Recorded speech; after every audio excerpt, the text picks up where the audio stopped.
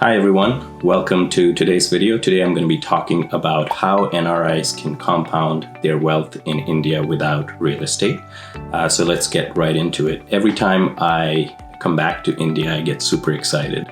Of course, there's family, there's mom's food that I love, but also change. Change is such a big part of what's going on in India right now, particularly economic change. Right? India is rapidly developing, and there are a number of structural changes that are happening that point to this economic story. One, the road network has doubled in the last 10 years. If you look at the airline network, it has gone up by 3x. Bank accounts, the number of people, and this is millions and millions of people, coming into the formal economy has shot up through the roof. People are opening bank accounts like crazy, and you just have to look at the number of banks that are there in India to know that that's going on.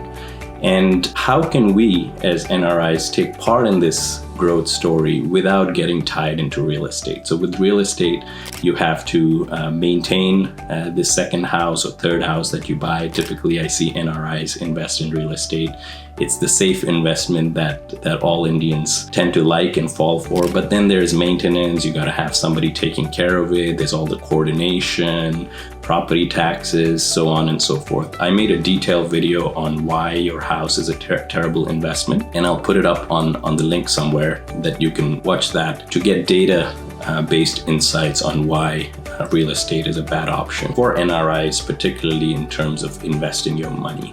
Owning it for your own use is a different story, but I'm talking purely as an investment. So what are the two strategies that I'm going to share today to help you take part of the growth story in India? So the first strategy is to invest in Nifty 50. So what is Nifty 50? Nifty 50 is just an index. It's similar to the S&P 500 in the US, for example. So Nifty 50 is made up of the 50 largest businesses in India. And so think businesses like TCS, Tata Consulting Services, HDFC Bank, Reliance, and so on. So Nifty 50 is an index that's made up of these 50 largest companies in India.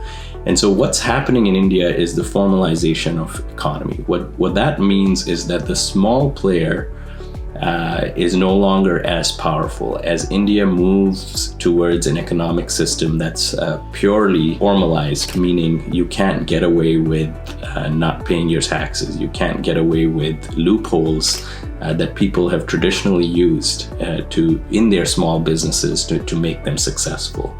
And so what's going to happen is all of these small businesses in all kinds of sectors, they're going to be impacted, and the market share of these small businesses is going to migrate to the larger businesses. So the big will only get bigger. So is that a good thing or a bad thing? Well, that's a completely different topic, and I'm not going to get into it. But the point being is the top 50 businesses in India, they have a long runway ahead. They're going to be mighty powerful in the next decade, 2 and 3. So by simply investing in the Nifty 50, you're taking part in the growth story in India without much risk. And these are liquid assets that you're investing into. So let's go into the second strategy. The second strategy is investing in a Sensex ETF. So now what is a Sensex ETF? So Sensex represents a group of 30 well-established companies in India that are most actively traded in the stock exchange. So the Sensex represents the state of the economy, so to speak, in India. You can look at the Sensex and see what's going on in the market. It serves as the barometer for the Indian economy, and it represents a diverse range of industries, including banking, consumer goods, IT, and so on. So again, it's a solid benchmark, a solid index to get invested in. So let's look at the data to illustrate my point. So my first strategy was the Nifty 50.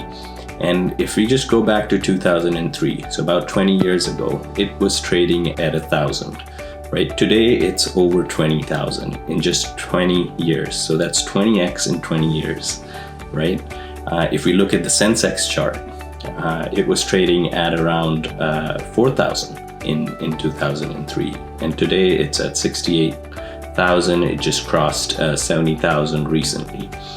So that's a growth of 17x. So these two investments are incredibly safe, I think, and I'm not a forecaster, but I would bet my money on India. I wouldn't bet against India in the next 3 to 4 decades that's going to come. People don't realize the incredible development, economic runway that lies ahead of India. So you might say that, okay, past performance does not equate to future performance. That's a solid argument that people use for investing, and I agree with it. And what I'm trying to say is that I'm not investing in the Nifty 50 ETF or the Sensex ETF because of past performance. I'm investing in these two indexes because of the runway ahead in terms of India's economic growth. So I also want to emphasize that this is a strategy that the world's best investors recommend for retail investors. So if you look at Warren Buffett, he says that the know-nothing investor, so the lay people who don't study investing, who don't study businesses, who don't have a time for a lot of independent research, can often beat the pros in this industry by simply investing in indexes like the Nifty 50 and the Sensex. So I hope these two strategies are something that you will consider. I'm not a professional investing advisor. I'm just sharing what I'm doing. I'm invested in these two indexes through my Zerodha account, and so I just share what I'm learning. Consider this as one data point in what you're doing with your own investments. Thanks for watching, and I will see you in the next video.